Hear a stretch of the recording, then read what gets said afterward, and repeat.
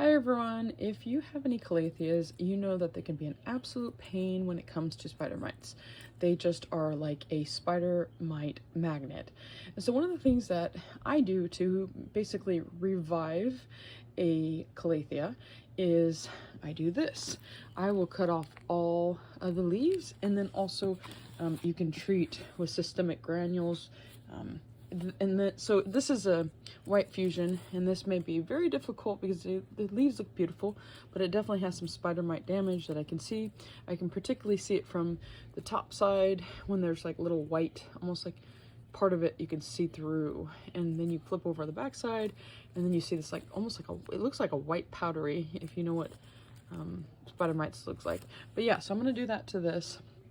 And the great thing is just making sure that you're watering it well. It will come back just so beautiful and so full, and it will really be healthy once you get it all treated and taken care of.